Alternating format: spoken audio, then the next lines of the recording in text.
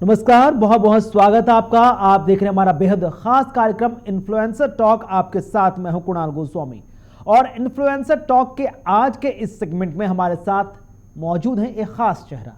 हिंदुस्तान से नहीं, हिंदुस्तान से थोड़ा दूर कनाडा के टोरंटो से जुड़ा हुआ अक्षित बासुर नाम है इनका।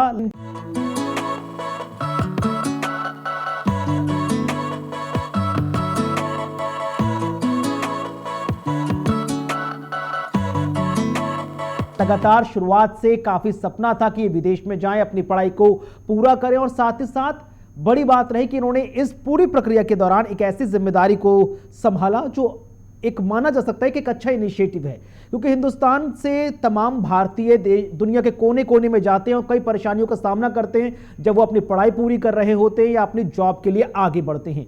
लेकिन वो दिक्कतें जो अक्षित के सामने पेश आई, दूसरे उसको फेस ऑफ ना करें या उनकी राह थोड़ी आसान बन जाए, इन्हीं तमाम सोच और आकांक्षाओं के साथ अक्षित ने अपना एक यूट्यूब चैनल भी लॉन्च किया जिसमें उन्होंने तमाम वो चीज़ें रखी आम यूथ के सामने, इंडियंस के सामने, ताकि उनका सफ़र कनाडा समेत तमाम अन्य कंट्रीज़ में थोड़ा आसान हो जाए। अक्षित, बहुत बहुत स्वागत आपका इन्फ्लुएंसर टॉक में। So much, thank you so much sir, thank you. चलिए अक्षित, कैसा सफ़र रहा अब तक का? जम्मू कश्मीर से शुरुआत की थी, पढ़ाई और अच्छे भविष्य, अच्छे करियर की सोच के साथ कनाडा का रुख किया, कई दिक्कतें सामने आई होंगी, लेकिन अब तक का सफ़र कैसा रहा? अब तक आई थिंक 4 साल होने वाले हैं इस साल दिसंबर में, तो बहुत ही अच्छा सफ़र रहा, बहुत कुछ सीखा। मतलब बिल्कुल ही, मतलब मैंने 12th स्टैंडर्ड कंप्लीट किया था अपना जब मैं कनाडा आया था, तो बहुत ज़्यादा फ्रेश था, 18 ईयर्स का था मैं तो, बट स्टिल अब काफ़ी चीज़ें सीख चुका हूँ। हाँ, डिफ़िकल्टीज़ काफ़ी आती हैं, वो चीज़ तो हमेशा सबके साथ रहती है जब कुछ अच्छा होने वाला हो, थोड़ी सी तो हर्डल्स आती हैं, बट सो फार बहुत अच्छा रहा। एंड या मतलब चैनल से सोचा मैंने कि जो मुझे दिक्कतें आई हैं वो किसी और को ना आए, सो आई थॉट कि एक चैनल क्रिएट किया जाए जिससे कई डाउट्स हैं जो अभी तक लोगों के क्लियर नहीं है, तो वो चीज़ें मैंने वहाँ पे पहुँचाने की कोशिश की लोगों तक अपने थॉट्स, और लोगों को पसंद आया, तो ऐसे ही बस सफ़र चल रहा है और अच्छा चल रहा है अभी तक। ठीक है अक्षित, क्योंकि कहा जाता है कि हर किसी का सपना होता है कि वो अपने एक अच्छे फ्यूचर के लिए, अपने अच्छे भविष्य के लिए हर वो कदम उठाए जिसके माध्यम से ना सिर्फ उसका फ्यूचर बल्कि उसकी पूरी फैमिली का फ्यूचर भी सिक्योर हो जाए।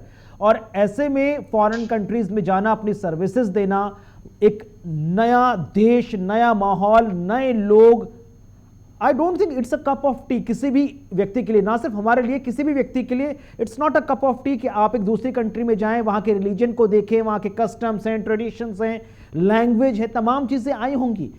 इतना आसान तो नहीं रहा होगा यहाँ से जाना और कनाडा में बसना, वो भी ये सोचकर कि हाँ कि वहाँ पर कोई इतना सगा संबंधी नहीं था जो हर चीज़ आपको बताए।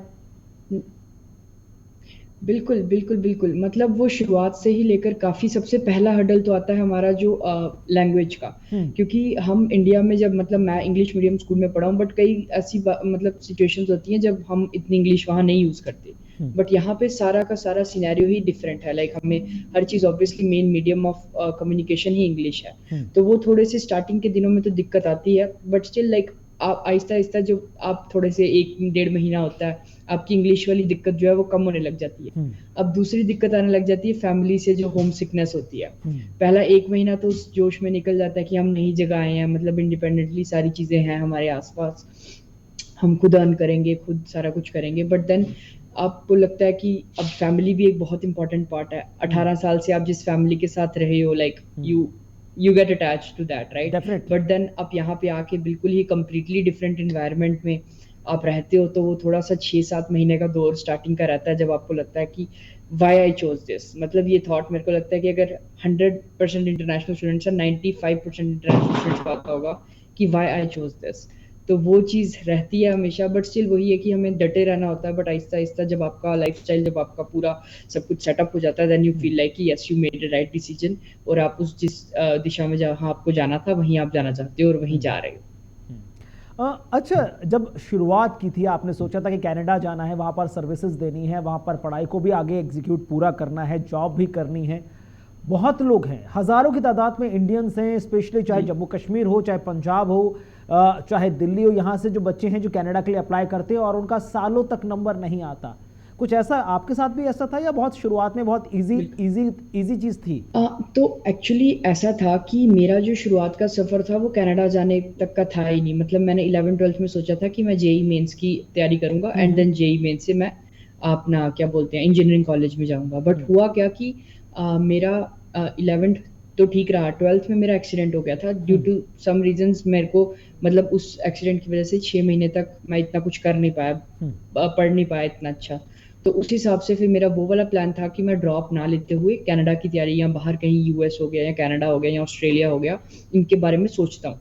पर अभी भी जम्मू एंड कश्मीर में इतना ज़्यादा बाहर जाने का वो चीज़ अभी इतनी नहीं फैली है। Punjab is like a totally different sector, क्योंकि पंजाब में काफ़ी ज़्यादा ये चीज़ एंडोर्स हो रही है, but Jammu and Kashmir still बहुत अभी नया है इन चीज़ों में मेरे हिसाब से। अब 4 साल बाद तो क्या पता चीज़ें डिफरेंट हो गई होंगी। बट मैंने क्या किया, फिर मैंने देखा ऑप्शंस क्या मेरे पास, और कनाडा जो था वो सबसे इकोनॉमिकल ऑप्शन था, क्योंकि मैं इतने अच्छे लाइक मिडिल क्लास फैमिली से बिलोंग करता हूँ। तो हमने सोचा कि Canada is a right choice. फिर मैंने कनाडा के लिए किया, और हमें actually I took a study loan. तो वो स्टडी लोन में काफ़ी दिक्कतें आई पहले तो वो जब मतलब मेरा मुझे याद है कि 2 दिन बाद मेरा ऑफर लेटर एक्सपायर होना था और हमें 2 दिन पहले ही लोन मिला। तो वो 1 महीने 1.5 महीने की जर्नी में हमें लोन मिलेगा, नहीं मिलेगा, क्या होगा, क्या नहीं होगा। क्योंकि एक बार अगर आपको कनाडा से ऑफर लेटर आता है किसी कॉलेज से, तो उसमें एक डेडलाइन होती है कि आपको इस डेट तक फीस पे करनी है। तो वो काफ़ी ज़्यादा दिक्कतों वाला समय था कि हाँ भई अब फीस पे होगी, नहीं होगी। अगर फीस नहीं पे हुई तो मतलब कनाडा का ऑप्शन ड्रॉप कर दो। तो वो लास्ट 1 दिन पहले ही फीस पे हुई, तो वहाँ तक हुआ। फिर उसके बाद मतलब मेरा टोटल प्रोसेस जो था उसको 1 साल लग गया। तो हाँ, मतलब थोड़ा-सा लंबा रहा मेरा प्रोसेस, क्योंकि कभी-कभी 3-4 महीने में भी हो जाता है, कभी-कभी ज़्यादा टाइम भी लग जाता है। बट मेरा ये था कि थोड़ा-सा स्ट्रेच्ड था प्रोसेस, बट अच्छे से सब कुछ हो गया और मतलब टाइमली सब कुछ हो गया। मेरी जनवरी में पढ़ाई शुरू होनी थी और मैं दिसंबर में वहाँ पहुँच गया था, तो वो अच्छी बात थी। ठीक है अक्षित। अक्षित, हमने देखा कि आपने अपना यूट्यूब चैनल भी एस्टैब्लिश किया, उसमें वो तमाम चीज़ें आप रख रहे हैं कि कैसा आपका दिन गुजरता है, कैसी आपकी लाइफस्टाइल है, कितना चेंज आया है, क्या दिक्कतें आई। But I really personally want to know, वो पहला ऐसा मोमेंट क्या था जिसने आपके दिमाग को स्ट्राइक किया कि नहीं, अगर यूट्यूब चैनल लाना है तो उस पर सबसे ज़्यादा चीज़ें वो मेंशन करनी है जो मुझे फेस ऑफ हुई एज एन अक्षित, जो आपको फेस ऑफ हुई, वो बाकी इंडियंस को ना झेलनी पड़े ना देखनी पड़े। तो what was the very first thing कि जो कैसा ऐसा क्या इंसिडेंस था जिसने आपको मजबूर कर दिया कि भाई अब पूरा जो फेसबुक जो यूट्यूब का पेज है वो इसी चीज़ के लिए होगा? तो एक्चुअली ऐसा सिस्टम हुआ था, मैं जब यहाँ आया था तो 6-7 महीने हो गए थे, और काफ़ी ज़्यादा लोगों को ना मैं देखता था, कोई मतलब किसी को आइल्स के बारे में प्रॉब्लम है, क्योंकि इंडिया में मेरे को ऐसा लगता है कि आइल्स जो एक एग्ज़ाम होता है इंग्लिश स्पीकिंग का जी। उसको काफ़ी ज़्यादा बड़े लेवल पे वो किया जाता है कि बहुत मुश्किल चीज़ है। मैंने कहा कि वो इतनी मुश्किल नहीं है, वो अगर आप 10-12 दिन अच्छे से सिर्फ देखो उसको, एग्ज़ाम पैटर्न को देखो, तो वो इतनी बड़ी प्रॉब्लम नहीं है। बट उसको इतने लेवल पे किया जाता है, लोग लाइक 20-25,000 दे रहे हैं 1 महीने का कोचिंग में। इतना मतलब जेईई मेंस की जेईई एडवांस की कोचिंग नहीं इतनी महंगी मिल रही जितनी इस चीज़ पे इसको एंडोर्स किया जा रहा है। तो उसकी वजह से मैंने सोचा कि कई ऐसी चीज़ें हैं, जैसे मैंने बैंक का लोन लिया, तो ये चीज़ें अगर मैं अपना एक्सपीरियंस शो करूँगा तो लोगों को सीखने को मिलेगा। और मेरे पास थोड़ा-सा टाइम होता था पार्ट टाइम जॉब्स और पढ़ाई के बाद, जो मैं मतलब इंस्टेड ऑफ यूजिंग फ़ोन, मैंने सोचा कहीं ऐसी जगह लगाऊँ जहाँ पे मेरे को थोड़ा-सा प्रोडक्टिविटी भी अच्छे से हो और मेरे को कुछ सीखने को मिले। तो इसीलिए फिर मेरी मतलब मैंने कहा कि चलो चैनल शुरू करते हैं। एंड देन जैसे ही चैनल शुरू किया तो मतलब लोगों ने तो 1-1.5 साल तो पहले काफ़ी टाइम लगा मुझे, मतलब पहले 1000 सब्सक्राइबर मेरे 1.5 साल बाद हुए थे। तो वो चीज़ में टाइम लगा, बट मैं बनाता गया। मैंने कहा मेरी इन्फॉर्मेशन से लोगों को हेल्प मिलेगी। तो आइल्स की जो मैंने सीरीज़ बनाई थी पूरी, उसमें मिलियन लोगों ने वॉच किया वो, और उनको काफ़ी लाइक अच्छा लगा कि वो इतनी बड़ी चीज़ नहीं है और बस एक ध्यान देने वाली बात है। तो मैंने कहा अपना एक्सपीरियंस अगर मैं शो करके उनको थोड़ी सी नॉलेज दे सकता हूँ तो व्हाई नॉट। तो वही मैंने उसी मोटिव से मेन शुरू किया था, एंड देन वही चीज़ से अभी भी चल रहे हैं। अब अक्षित, आपने जैसे कहा कि शुरुआती 1-1.5 साल में 1000 सब्सक्राइबर नहीं थे, लेकिन अब जब समय गुजरा है सब चीज़ें ठीक जा रही हैं और 186 के आपके सब्सक्राइबर्स हैं, फॉलोअर्स हैं यूट्यूब में, तो हाउ डज इट फील? जी, या इट फील्स गुड, क्योंकि मैंने कभी ज़िंदगी में नहीं सोचा था कि लाइक मेरे को था कि अगर 5000 लोग सब्सक्राइब कर दे और उनको कुछ सीखने को मिल जाए तो बहुत बड़ी बात है। बट लाइक 1 लाख मतलब 1 साल 1.5 साल तक तो जो मैंने आपको बताया 1000 सब्सक्राइबर थे, फिर वो 1 साल के अंदर अंदर ही 1 लाख हो गए, क्योंकि जो मैंने इतनी वीडियोस पहले डाल दी थी वो सारी मतलब लोगों को अच्छी लगने लगी, लोग और शेयर करने लगे।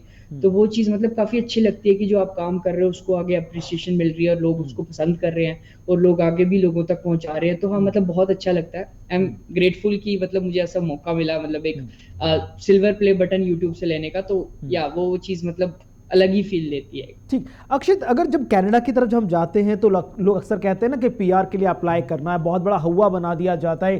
किस बात का हुआ बनाया जा रहा है, किस बात को लेकर ऐसे स्पेकुलेशंस क्रिएट किए जाते हैं या अफवाहें बनाई जाती हैं? आप जब ये तमाम चीज़ों को खुद आपने देखे, आप गुजर रहे हैं, तो आपने क्या कुछ एनालाइज किया? तो मेरे हिसाब से ऐसा है कि ट्वेल्थ, अब कनाडा का ऐसा है कि लोग काफ़ी करते हैं ट्वेल्थ के बाद यहाँ मूव हो जाते हैं और कुछ ग्रेजुएशन के बाद मूव होते हैं। तो यहाँ पे पीआर का कुछ क्राइटेरिया है, मतलब हर एक को पीआर मतलब अप्लाई करने के लिए भी कुछ क्राइटेरिया मीट करना पड़ता है। तो वो जो ट्वेल्थ के बाद वाले होते हैं उनको थोड़ा सा डिफिकल्ट होता है प्रोसेस। पर दिक्कत ये है कि सारे ट्वेल्थ के बाद मूव होते हैं, मैं भी ट्वेल्थ के बाद ही मूव हुआ था। और उसकी वजह से काफ़ी ज़्यादा क्राइटेरिया मीट करने में पॉइंट्स पीछे रह जाते हैं, जिसकी वजह से ऐसा लगता है कि पीआर का थोड़ा सा प्रोसेस मुश्किल होगा। बट ये है कि अगर आप कुछ शुरुआत से उस चीज़ को ध्यान में रखो, अब मैं अपना पीआर का प्रोसेस शुरू से लेकर शेयर कर रहा हूँ ताकि लोगों तक ये इन्फॉर्मेशन पहुंचे कि अगर आपके पास पीआर के ऑप्शंस नहीं बचते तो आपको क्या क्या करना चाहिए। तो वो चीज़ें मैंने शुरुआत से अपने चैनल पे शेयर किया अपने प्रोसेस के साथ। तो मतलब इतने हवा वाली बात नहीं है, बस यही है कि आपको अच्छे से मतलब सोच समझ के प्लान आउट करनी है चीज़ें, आगे के लिए नहीं छोड़ देनी कि चलो देखेंगे इसको। तो अगर आपका वो गोल है, अगर आपको उस साइड में जाना है, तो आपको शुरुआत से स्टडी के दौरान ही आपको आगे एक प्लान तैयार करना चाहिए जिस हिसाब से आपको आगे आपको पीआर लेना है। और अब अगर सपोज मानिए, अब जो तमाम यंग जनरेशन्स है जो कनाडा की तरफ मूव आउट करने की कोशिश कर रही है एक अच्छी पढ़ाई के लिए, अच्छे फ्यूचर के लिए, किस तरह से अपने आप को मेंटली या फिजिकली प्रिपेयर करें? क्योंकि ये तमाम चीज़ों से आप गुजर चुकी हैं, आपने तमाम चीज़ें अपने यूट्यूब चैनल्स पर कंटेंट वाइज रखी हैं, लेकिन उसके बावजूद भी जो तमाम लोग आपको सुन रहे हैं, देख रहे हैं, किस तरह से आप उनको इंश्योर करेंगे कि किस तरह से आपको अपने आप को मेंटली प्रिपेयर करना है, फिजिकली प्रिपेयर करना है और किन चीज़ों को हावी नहीं होने देना है? जी, तो मेरे हिसाब से ये आपने बहुत अच्छा सवाल पूछा, क्योंकि ये चीज़ जो है लोग प्रिपरेशन करने में सारा रेडी कर देते हैं, पैकिंग वगैरह सब कुछ कर देते हैं, बट मेंटली और फिजिकली स्ट्रांग होना काफ़ी ज़्यादा बड़ा इंपॉर्टेंट पॉइंट आता है। इवन मैं अगर आपको बताऊं, मेरे को लगता था कि मेरे को अब्रॉड में कुछ भी प्रॉब्लम नहीं होगी, क्योंकि मैं काफ़ी ज़्यादा मतलब पहले भी घूम फिर चुका हूँ और अपने रिलेटिव के पास मैं काफ़ी देर रहता था। बट आपको सबसे बड़ी चीज़ जो यहाँ पे हेल्प करेगी वो है आपकी मेंटल टफनेस। आपको एक्सेप्ट करना पड़ेगा कि जो आप यहाँ पे आपने इतना बड़ा डिसीजन लिया है, it is for your good. कि ऐसा नहीं है कि आपने एक बार ले लिया and then you have to suffer for it. नहीं, ये आपका अपना डिसीजन था, अब आपको उसको खुशी खुशी आगे कैरी फॉरवर्ड करना और जितना मतलब हो सके उतना अपने आप को बेहतर करना है इस टाइम में, ना कि ऐसे सोचना कि मैं क्यों यहाँ आया। आपको हाँ आपके दोस्त दिखेंगे इंडिया में जो कि मतलब आप पार्टीज वगैरह कर रहे होंगे स्टार्टिंग के दौरान बट आपको लगेगा कि मैं ऐसा क्यों आया। बट ये चीज सोचो कि लाइक आपने ये डिसीजन कुछ सोच समझ के लिया था और उस सोच समझे वाले डिसीजन पे ही आपको मतलब ठहरे रहना है और उसको समझना है। उसके लॉन्ग टर्म काफी आपको बेनिफिट होगा, शॉर्ट टर्म में चाहे आपको थोड़ा सा सफर करना पड़ जाए। और दूसरी चीज है कुकिंग। जो भी यहाँ पे आ रहा है मैं तो सजेस्ट करूंगा कुकिंग सीख के आए, कुछ थोड़ा बहुत मतलब बेसिक सीख के आए, क्योंकि मैं बिल्कुल सीख के नहीं आता, बट मैंने तो यूट्यूब से सारा सीख लिया। बट वो चीज अगर आप इंडिया में सीख के आओ मतलब घर वालों से, तो आपको और ज्यादा काफी चीजें वो बता देंगे कि एक साथ इतना बैच में मतलब जो भी बना लो ताकि आपको इजी रहे। क्योंकि स्टूडेंट लाइफ में आपको स्टडी भी करनी पड़ेगी, जॉब भी करनी पड़ेगी, घर का भी करना पड़ेगा, so it will be little overwhelming. But still मैं बोलूंगा कि इट्स अ नाइस एक्सपीरियंस। जो बाहर रह के आपको 2 साल में चीजें सीखोगे वो आपको शायद अपने घर वालों के साथ 10 साल 12 साल में। अब इंडिया में भी काफी स्टूडेंट्स जो है जो हॉस्टल में मूव आउट करते हैं, वो भी सेम चीज ही एक टाइप की कि मतलब थोड़ी सी आपको मेंटल टफनेस होनी चाहिए, तभी आप सरवाइव कर पाओगे और आप आगे और अच्छे से एक्सेल कर पाओगे लाइफ में। जी। इंडिया में आप 17-18 साल रहे, उसके बाद अचानक से कनाडा शिफ्ट हो गए। एक नई कंट्री थी, नए कल्चर थे, ट्रेडिशंस थे, नए लोग थे। जबकि कहा जाता है कि कनाडा में मोस्ट ऑफ द इंडियंस जो बाहर रहने की कोशिश करते हैं वो कनाडा को अपनी फर्स्ट प्रायोरिटी में रखते हैं। क्या ऐसा था कि वहां पर जाकर भी ऐसा नहीं लगा कि हिंदुस्तान से थोड़ा दूर है? टू बी वेरी ऑनेस्ट, मैंने जान पूछ के ऐसे कॉलेज चूज किया था जिसमें बहुत ज्यादा इंडियंस ना हो, क्योंकि मेरे को ऐसा था कि अगर मैं 18 ईयर्स की उम्र में डिफरेंट कल्चर्स को टेस्ट कर लूंगा तो I will have different perspective. मेरे पास थोड़े से डिफरेंट मतलब लोग जो मेरी क्लास में रोमानिया के लोग थे, जॉर्जिया के लोग थे, यूएस के लोग थे, तो उनका जो पढ़ने का तरीका है, उनका सोचने का तरीका है, उनके साथ मतलब आपकी टीम मीटिंग्स होती हैं, आपकी स्टूडेंट की कोलैबोरेशंस होती हैं जब आप एक साथ प्रोजेक्ट वर्क पे काम करते हो। तो मैंने जानबूझ के वो चीज़ चूज की थी। बट हाँ, काफ़ी ज़्यादा हद तक मैं बोलूँगा कनाडा में आपको आप आसपास के अपने लोग मिल ही जाएंगे, जो कि बहुत अच्छी बात है। एक कम्युनिटी में रहना, हर त्योहार को हम लाइक दिवाली हो, लोहड़ी हो, कोई भी त्योहार हो, यहाँ पे कहीं ना कहीं कम्युनिटी सेंटर्स में तो वो मनाया जाता ही है। तो ये चीज़ एक अच्छी भी है, जहाँ की आप एक दूसरी कंट्री में दूसरे लोगों के साथ अपना काम पढ़ रहे हो, काम कर रहे हो, साथ साथ अपनी कम्युनिटी भी साथ में, तो वो चीज़ एक अच्छी फील होती है मेरे हिसाब से। ये एक मतलब इसको अगर हम प्लस पॉइंट के तौर पे देखें तो बहुत अच्छा प्लस पॉइंट है। अच्छा अक्षित, अक्सर शुरुआत से हम बचपन से सुनते हुए नजर आए हैं कि ब्रेन ड्रेन नहीं होना चाहिए, यहाँ पर पढ़ाई करके फॉरेन कंट्रीज में सर्विसेज नहीं देनी चाहिए, फर्स्ट प्रायोरिटी अपना खुद का जो नेशन है वो होना चाहिए। लेकिन अब धीरे धीरे ये तमाम चीज़ें बदल रही हैं। लोग कह रहे हैं कि अपने अच्छे भविष्य के लिए, सुरक्षित भविष्य के लिए, उज्जवल फ्यूचर के लिए अगर हमें थोड़ा रिस्क लेना पड़े तो उसमें कोई गुरेज नहीं है। क्या ऐसा आपके साथ भी था जब शुरुआत में लोगों ने या रिश्तेदार में या फ्रेंड सर्कल में लोगों ने कहा था कि क्यों फॉरेन कंट्री जा रहे हो, यहीं पर पढ़ाई करो, यहीं पर अच्छी एजुकेशन है, यहीं पर फ्यूचर ब्राइट करने की कोशिश करो, ऐसा कुछ आपके साथ भी था? हाँ जी, मतलब मेरे को भी काफी ज्यादा लोगों ने बोला कि बाहर जाने की क्या जरूरत है, यहाँ पे भी लाइक अगर एक अच्छा बच्चा है तो उसको यहाँ पे भी उतना ही अपॉर्चुनिटीज मिलेंगे। ये बात कई हद तक सही भी है, क्योंकि इंडिया में भी काफी ज्यादा अच्छे मतलब लोग कितना कुछ अच्छा कर रहे हैं। अपनी कंपनीज, इतनी बिलियन डॉलर कंपनीज लोगों ने बना दी हैं, अच्छी जॉब्स में, मतलब अच्छे एंटरप्रेन्योर्स होने के साथ एंटरप्रेन्योर्स भी अच्छे हैं। बट मेरे को ऐसा था कि मेरे को कुछ डिफरेंट देखना है चीजों को, लाइक थोड़े से डिफरेंट व्यू में से देखना है, ताकि मैं देखूं कि बाहर कैसी चीजें चलती हैं। बचपन से हम यहाँ तक पढ़ते आए हैं, अगर आप बाहर का पर्सपेक्टिव देखोगे नहीं तो like you will be stuck in your nutshell, right? तो अब जब आपको तमाम देखना चीजें चाहिए अक्षित कि आप कैसे देख रहे बाहर हैं, चीजें हैं। तो जब आप लौटते हैं, इंडिया आते हैं, घूमते हैं, लोगों से मिलते हैं, तो लोगों का रिस्पॉन्स कैसा होता है जब आप इतनी तमाम चीज़ों को एक्सप्लोर कर रहे हैं, उनको देख रहे हैं, ऑब्जर्व कर रहे हैं, अपनी पर्सनालिटी को डेवलप कर रहे हैं इंटरनेशनल लेवल पर? तो वही लोग जो शुरुआत में कह रहे थे कि इंडिया में रहो, अब जब वो उनका आपका आमना सामना होता है तो किस तरह से देखते हैं वो, क्या रिस्पॉन्स होता है? वैसे तो अभी मेरे को 3 साल 3.5 साल हो गए इंडिया जाने का मौका नहीं मिला, बट अगर अच्छा। उन्हीं से लोगों से बात होती है तो वो तो अब काफी ज्यादा लाइक खुश होते हैं कि बहुत मतलब बहुत अच्छी बात है, क्योंकि वो भी देखते हैं कि जितना आपके मेंटल लेवल पे ग्रोथ होती है, आपकी मतलब सिचुएशंस पे डिपेंड करता है। अगर हम एक बच्चे को लाइक पूरा अपने साथ रखेंगे शुरुआत से लेकर और उसको बाहर नहीं जाने देंगे उसमें, और जो एक बच्चा ऑलरेडी मतलब बाहर अपने माँ बाप से 18 ईयर्स के अलग हो चुका है, वो जो है मतलब कनाडा में अगर आप किसी को भी ले लो, मैं नहीं, मतलब बहुत ज्यादा इंटरनेशनल स्टूडेंट्स है, उनका सबका थोड़ा सा मेंटल टफनेस काफी ज्यादा हो जाती है। और अगर अपने इस लेवल पे थोड़ा सा अर्न कर पाना, अपनी फुल टाइम जॉब होना साथ साथ, वो काफी ज्यादा इस उम्र में 21-22 में बहुत मैटर करता है इंडिया में। और हाँ, वो खुश होते हैं काफी कि मैं मतलब अच्छा सेटल होने की प्रिपरेशन में हूँ, कि मतलब थोड़ा सी अच्छा फ्यूचर दिख रहा है मुझे, पढ़ाई के साथ साथ जो चीजें सोची थी वो चल रही हैं। तो मतलब हाँ, मतलब आगे पीछे वो कहते हैं कि ये तूने अच्छा डिसीजन लिया जो तूने ले लिया, तो काश हम भी उस टाइम पे वो डिसीजन ले पाते। तो वो चीज मतलब ऑब्वियसली रहती है वहाँ। अक्षित, आपने जैसे कहा कि आपको 3-3.5 साल का वक्त हो गया है कनाडा गए हुए और मौका नहीं मिल पाया कि हिंदुस्तान वापस लौटें। आप वहाँ पर अपडेट रहते हैं कि हिंदुस्तान में क्या कुछ पॉलिटिकल, सोशल या ये इकोनॉमिकल चेंजेस आ रहे हैं? किस तरह से इंडिया बदल रहा है, सेंटर ऑफ अट्रैक्शन हो रहा है वर्ल्ड के लिए इंडिया?